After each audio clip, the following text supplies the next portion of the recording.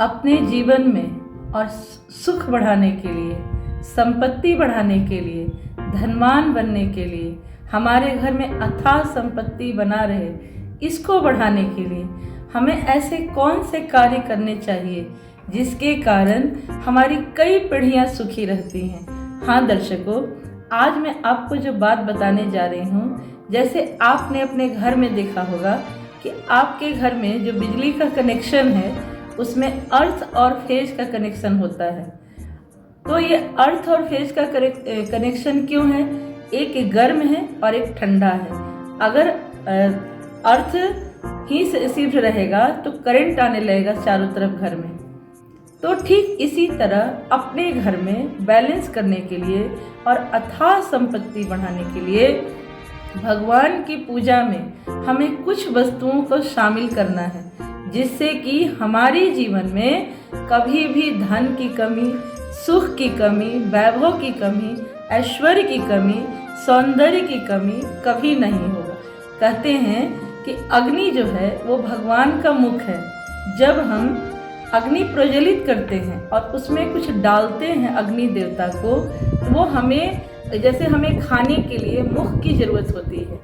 और जब हम भगवान के सामने दीपक प्रज्वलित करते हैं तो वह दीपक साक्षी होता है और जाकर भगवान को कहता है कि फलाने आदमी ने यह इस काम के लिए दीपक जलाया है, हे प्रभु इस काम को संपूर्ण कीजिए। जब हम ऐसा कार्य करना शुरू करते हैं तो अग्नि देवता प्रसन्न होते हैं। अग्नि देवता को कभी भी इस तरह खाली धरती पर नहीं रखना चाहिए, क्योंकि अग्नि भगवान का मुख है और इस अग्नि से हमें पुण्य प्राप्त होता है। जब भी हम भगवान के मंदिर जाते हैं या अपने घर में पूजा करते हैं तो 3 वस्तुओं का होना बहुत जरूरी है। पहला आसन, दूसरा कलश में जल और तीसरा दीपक। अगर ये 3 चीज़ें हमारे घर में हैं तो हमारे घर में लक्ष्मी कभी हमारा साथ नहीं छोड़ सकती है, क्योंकि जैसे ही हम आसन बिछाते हैं भगवान को ये पता हो जाता है कि अब ये मुझे बुलाने वाला है, और हम बुलाते हैं, भगवान का मंत्र जप करते हैं, पूजा पाठ करते हैं, तो इससे भगवान प्रसन्न होते हैं।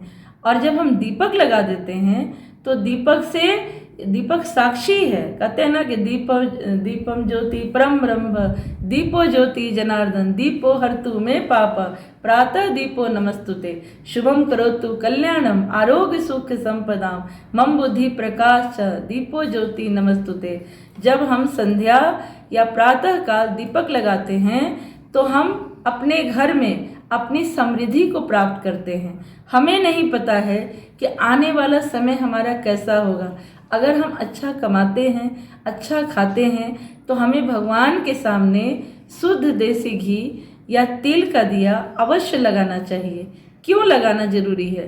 क्योंकि अगर हम दीपक नहीं लगाएंगे तो हमारे घर से जो भी सुख संपदा है धीरे धीरे खत्म होना शुरू हो जाएगा। हमारे सनातन धर्म में दीपक का बहुत बड़ा महत्व बताया गया। आप दीपावली के दिन देख लीजिए, पूरी दुनिया में अमावस तिथि होती है, पर हमारे यहाँ इस अमावस तिथि को जगमग दिवाली की तरह मनाया जाता है, ताकि हमारे घर में सुख, सौंदर्य, संपन्नता दौड़ कर चला आए। यह बहुत बड़ा विज्ञान है। जब हम कलश में जल रखकर भगवान का आवाहन करते हैं तो सारे देवी देवता हमें आशीर्वाद देते हैं।